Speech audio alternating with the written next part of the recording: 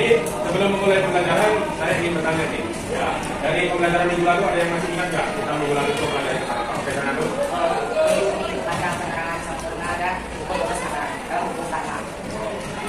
baiklah, kita dulu yang sudah mengingatkan pembelajaran kita pada minggu lalu.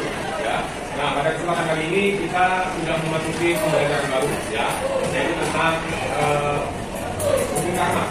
Ya, ini juga masih bersesuaian dengan materi-materi yang sebelumnya kita pelajari. Hukum karma juga termasuk dalam kriteria agama Buddha yang kami miliki. Ya. Jadi ini termasuk salah satu pelajaran yang istimewa khususnya bagi kita umat Buddha. Nah, kemudian di tujuan pembelajaran pada hukum karma ini adalah diharapkan siswa dapat menganalisis penerapan hukum karma dalam kehidupan sehari-hari. Kemudian dapat menguraikan cara kerja hukum karma. Kemudian dapat menyimpulkan hasil karma dari suatu perbuatan yang telah dilakukan oleh setiap orang. Ya. Jadi termasuk kita semua itu juga harusnya dapat menyimpulkan ya dari semua. Kemudian Bapak akan sedikit menyampaikan tentang hukum karma. Ya. Seperti yang kita tahu kalau misalnya kita berbicara tentang hukum karma, itu pasti sebenarnya dari agama lain itu sering mengatakan karma itu karma. Cuma kadang karma itu disalahartikan hanya pada konotasi yang negatif saja. Ya, misalnya jatuh dari sepeda motor itu karma mula, nah, kan gitu kan kadang-kadang. Tetapi kadang itu kurang dimaknai bahwasanya karma itu juga ada yang sifatnya itu baik. Misalnya orang yang suka berdana, pelihara, itu juga termasuk karma, ya. Jadi karma itu yang perlu kita garis bawahi pertama adalah jangan selalu dikonotasikan yang sifatnya hanya negatif saja. Tetapi yang baik-baik itu juga termasuk karma. Itu yang pertama. Kemudian itu juga kita harus pahami, kita kan sebagai manusia kan hidup bersosial, ya. Kita tidak ada yang bisa hidup sendiri. Saya bisa saya kan orangnya mandiri. Ya, mandiri mandi sendiri, makan sendiri, belum tentu ya.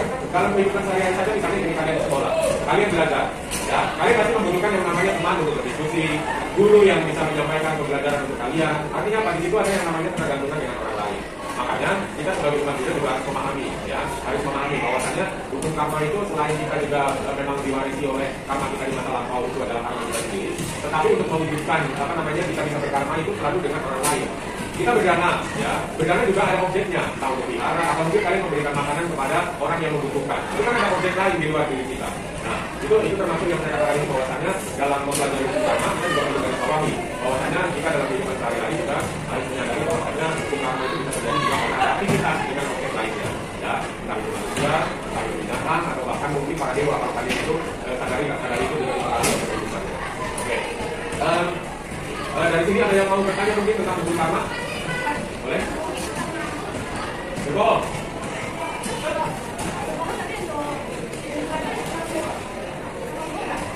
Oke, jadi yang ditanyakan tadi adalah berbohong itu kan termasuk karma dulu kan? Nah, kalau saya jawab adalah ya termasuk karma dulu. Tetapi kalau misalnya di situ adalah berbohong untuk dikembalikan, bagaimana? Nah, ini pertanyaan bagus. Ya, jadi kalau misalnya di situ pernah kalian alami dalam kehidupan sehari-hari, kalian itu pernah mengalami yang namanya kalian melakukan ucapan bohong demi kebaikan orang lain misalnya. Jadi kalau dalam agama Buddha, berbohong tetaplah akan menjadi karma buruk. Kebaikan yang dihasilkan dari berbohong tadi, ya, itu pun dari sebagian dari itu akan ada yang menjadi karma baik. Jadi dua-duanya itu sebenarnya berbuah juga dalam kehidupan sehari-hari. Cuma itu tadi, kita sebagai manusia tidak tahu karma yang mana yang sudah berbuah, karma mana yang belum berbuah. Begitu pula dengan itu. Ini nanti akan berbuah dari apa, juga kita tidak akan ada yang tahu. Itulah hukum karma. Tapi yang pasti, dalam hukum karma ini tidak ada sifatnya itu sosok makhluk tadi berarti bahkan yang dapat mengatur hukum karma untuk kita. Misalnya, oh iya masuk kerabat saya, dia tadi berbohong, udah nggak apa-apa. Nanti nggak akan berbuah karma buruk di tangan kalau begitu saja. Nggak ada seperti itu. Atau misalnya lagi, saya melakukan ini tapi kok yang menanggung karmanya ya. Nah itu nggak bisa, hukum karma itu adalah seperti itu. Atau nanti diberikan supaya siapa yang menanggung itu tidak ada. Ya, itu sama halnya dengan nanti ada lagu, ya, ada lagu nanti lagu Buddhis yang saya temukan di YouTube. Itu nanti kita putar coba kita perhati maknanya, ya. Oke, selanjutnya karma ini adalah pembelajaran yang perlu membutuhkan diskusi, makanya nanti saya akan bagi kelompok, ya, bagi kelompok. Jadi karena ini ada 10 orang, nanti 5 ya. Biar gampang nanti ini 4 ditambah 1, nah itu ini 2 kelompok saja ya. Oke, jadi nanti sifatnya adalah kalian itu bisa dibilang mengamati apa yang kita diskusikan hari ini. Untuk selanjutnya nanti di akhir itu kalian bisa presentasikan dari apa yang kita diskusikan selama proses pembelajaran berlangsung. Ya, oke.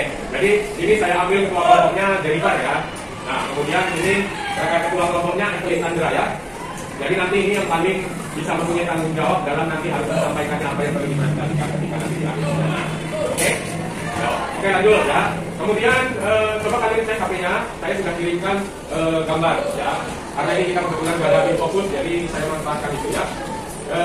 Di situ ada gambar tentang orang yang berbohong. Ya, sudah tamat nih kan, Nando? Oke, coba Coba amati dulu ya. Nanti saya minta satu orang untuk mencoba menjelaskan makna dari dua gambar tadi. Ya. Udah? Kan aku bisa menjelaskan maknanya? Mana pada gambar itu ada seorang kakek menanyakan apakah benda tersebut terlihat kayaknya benda itu yang ada padahal dia yang dibaca di gambarnya pada akhirnya pada orang jadi tidak percaya kepada karena dia Ya, terima kasih Fernando yang sudah menjelaskan makna dari gambar itu ya.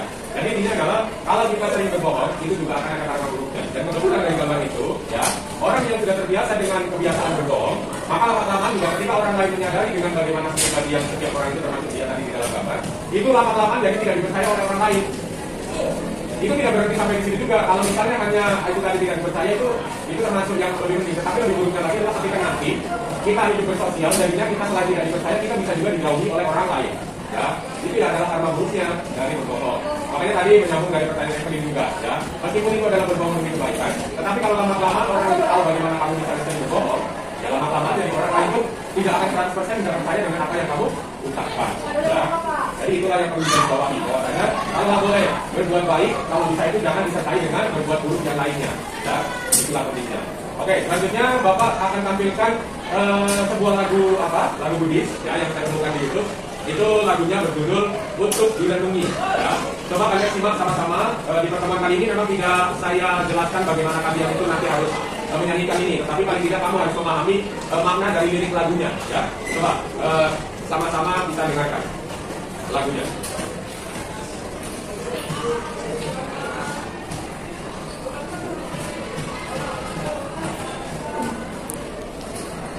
Suaranya kecil, Pak. Semoga terdengar.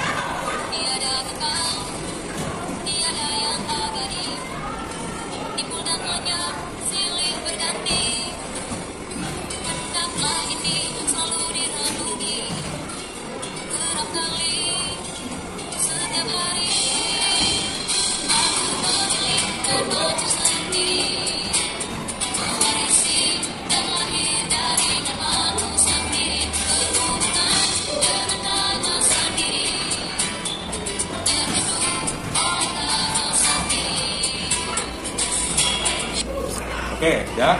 Jadi itu meskipun tidak selesai, tetapi paling tidak itu liriknya sudah tergambar ya. Jadi lagu ini judulnya Untuk Direnungi. Ya. Pada pertemuan kali ini tidak saya suruh kalian untuk menyanyikan, tapi pertemuan selanjutnya mungkin bisa kalian itu menyanyikan dan nanti diupload di YouTube. Ya. Seperti kalian mengcover lagu lah seperti itu ya. Ini berkaitan juga dengan hukum karma seperti yang kita pelajari pada kali ini. Ya, sudah kalian dengarkan tadi dengar lah ya.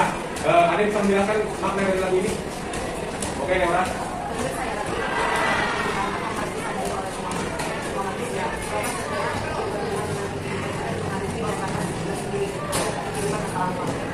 Oke, ya. Jadi ya tepat sekali yang disampaikan oleh Deora ya, bahwasanya itu judul lagu dari yang Untuk Direnungi adalah kita harus menyadari bahwa kita hari ini bisa terlahir sebagai manusia mempunyai karma yang bisa dibilang itu cukup luar biasa. Kenapa saya katakan luar biasa? Karena kalian itu mempunyai jasmani yang lengkap, tidak kurang suatu apapun ya kan. Kalian itu diberkati dengan itu saya katakan luar biasa. Kalau kita lihat di kehidupan yang lain misalnya di sekitar kita, itu mungkin kalian pernah lihat ada orang yang tidak punya tangan, ya kan? Kemudian tidak punya suara karena bisu ya. Kemudian ada yang telinganya tuli, mata tidak bisa melihat dan seterusnya. Tetapi kalian itu dijauhkan dari kondisi itu, maka saya katakan itu termasuk luar biasa. Itu juga termasuk peran dari karma-karma kita yang pernah kita lakukan di kehidupan lampau, ya. Kita bisa terlahir seperti sekarang ini. Dan seperti yang tadi dikatakan Deora juga termasuk ya. Jadi semua yang pernah kita lakukan di kehidupan lampau akan mempengaruhi bagaimana kehidupan kita saat ini. Begitu pula yang kita lakukan di kehidupan saat ini juga akan mempengaruhi di kehidupan kita di masa yang akan datang. Di kehidupan saat ini kan nanti ketika apabila setelah selesai kalian bersekolah atau kuliah, nanti kalian bisa sukses misalnya, itu juga karena kalian mempunyai usaha dan keterampilan, tapi juga karena ada kesalahan dari karma yang lampau juga yang ikut mengkondisikan kamu bisa sukses misalnya. Nah, itulah pentingnya kita bersama-sama bisa merenungi ya, seperti yang dijelaskan di lagu tadi ya. Kemudian kalau kita yang disampaikan saya di awal kan tadi harus mempunyai strategi kita sebagai manusia kan. Nah, kalau misalnya kita itu mempunyai strategi itu kita harus haruslah bisa waspada dengan yang namanya 3 akar kejahatan. Ya, itu ada loba, dosa, dan moha, ya, keserakahan, kebencian, dan kebodohan batin. Ini yang harus kalian hindari, jangan sampai ada di dalam dirimu. Ya, ada yang bisa berpendapat nggak tentang apa itu keserakahan, apa itu kebencian, apa itu kebodohan batin? Salah satu boleh. Ada yang mau berpendapat? Apapun boleh, kasih pendapat. Coba katakan tentang keserakahan itu bagaimana? Jadi sifatnya bagaimana? Keserakahannya sifatnya bagaimana? Ya. Kan Anda bisa sampaikan sedikit? Keserakahan sebetulnya Bisa lebih keras lagi? keserakahan seperti misalnya ketika orang tuanya merasa ya enak, dia mengambil banyak semua. Oke, ya, itu termasuk contoh juga ya. Baik, bisa dikatakan lagi? Ya, bersuara yang keras. Oke,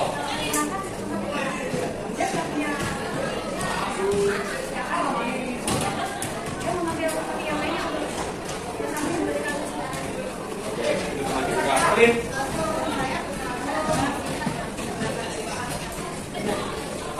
Terima kasih ya 3 orang yang sudah memberikan pendapat. Jadi tentang itu pokoknya adalah orang yang tidak mempunyai puas, ya, tidak mempunyai santuti rasa puas atas apa yang dimiliki. Jadi mau kalian tidak punya mobil pun tetap masih kayaknya kurang ini kalau saya tidak punya Lamborghini.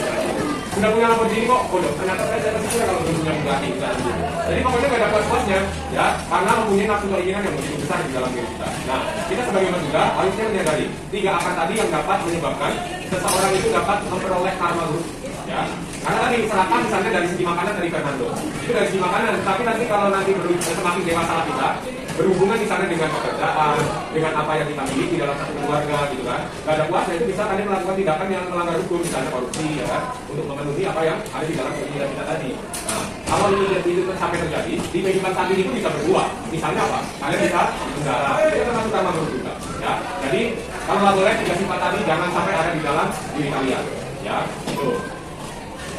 Baiklah, jadi untuk selanjutnya kalian coba baca di buku, ya, di HP ya, di HP itu yang ada di handphone itu. Kalian coba baca tentang hukum karma. Kalian kumpulkan apa-apa saja yang bisa kalian temukan di apa namanya di Google, boleh ya kan? Berkaitan dengan konsep-konsep hukum karma. Jadi nanti kalian itu yang semua sudah kalian temukan di HP dengan apa yang saya sebutkan tadi, paling tidak bisa kalian sampaikan ketika nanti itu kalian presentasi. Ya, oke, coba silakan kalian berdiskusi dan menemukan apa yang bisa kalian temukan di sumber belajar kalian. Ya. Jadi sudah cukup ya saya rasa diskusi kalian dan juga keseharian kalian tentang hukum karma. Maka dari itu langsung saja dari kelompok 1 menyampaikan apa yang sudah kalian temukan tentang konsep-konsep hukum karma. Ya, silakan kelompok 1 Jennifer ya untuk menyampaikan. Silakan. Keras lagi.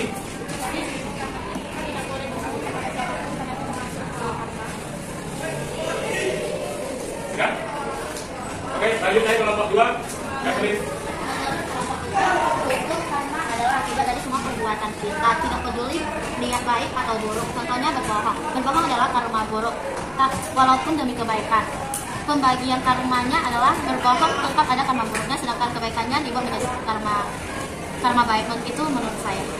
Oke, kasih tepuk tangan dulu untuk kelompok. Oke, ya, jadi terima kasih yang sudah menyampaikan hasil diskusinya dari kelompok 1 atau kelompok 2. Ya, jadi Bapak sampaikan ya sedikit simpulan tentang materi kita pada hari ini. Ya, jadi kaitannya dengan hukum karma, kita harus garis bawahi yang pertama itu adalah hukum karma itu tidak selalu konotasinya itu negatif. Jadi yang negatif ataupun yang positif yang berhubungan dengan perbuatan kita dalam kehidupan sehari-hari, itulah hukum karma. Hukum karma itu akan terus mempengaruhi kehidupan kita sampai kita bisa terlibatkan dengan yang namanya nibbana. Ya. Karena kalau seseorang atau suatu makhluk sudah mencapai nibbana, itu tidak akan ada lagi karma yang akan berbuah di kehidupan mendatang. Atau disebutnya itu sebagai ahosi karma, karma yang mandul, karma yang tidak berbuah lagi, karena tidak mempunyai kehidupan lagi.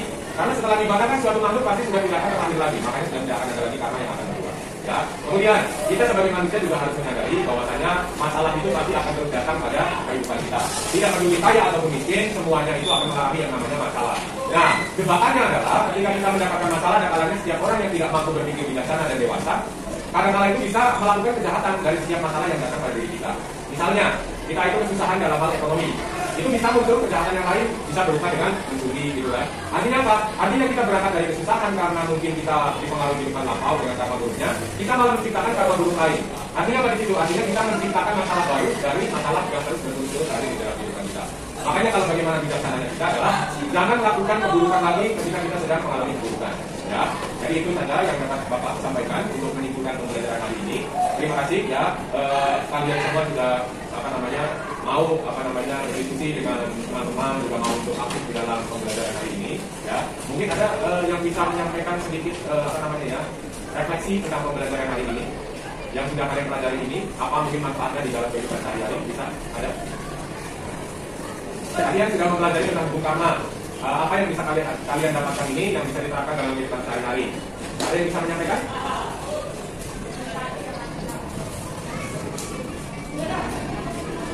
Kurang keras, Evelyn, coba Jennifer.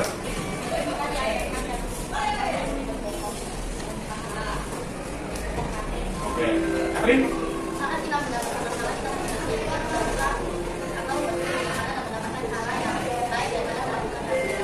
Oke, bagus sekali ya, Evelyn. Jadi intinya adalah ketika kita sedang ditimpa masalah, jangan membuat masalah baru dari perbuatan buruk yang kita lakukan. Oke, terima kasih atas refleksi kalian tentang pembelajaran hari ini. Saya juga mengucapkan terima kasih dan apresiasi yang luar biasa untuk kalian yang sudah aktif dalam pembelajaran hari ini. Kemudian kalian mempunyai tanggung jawab yaitu tentang apresiasi dan saya lakukan dengan baik. Maka pembelajaran hari ini karena waktu sudah mau habis, jadi pembelajaran hari ini akan segera saya akhiri. Tapi sebelum saya akhiri, perlu saya sampaikan bahwasanya pada minggu berikutnya kita akan mempelajari tentang salah satu juga tentang kriteria agama Buddha di Indonesia, yaitu tentang Sri Ratna atau perlindungan di dalam agama Buddha itu seperti apa ya. Jadi itu untuk kita pelajari di pertemuan selanjutnya. Ya, mungkin itu saja yang dapat Bapak sampaikan. Apabila nanti kata yang kurang berkenan, saya mohon maaf dan akhir kata Namo Buddhaya.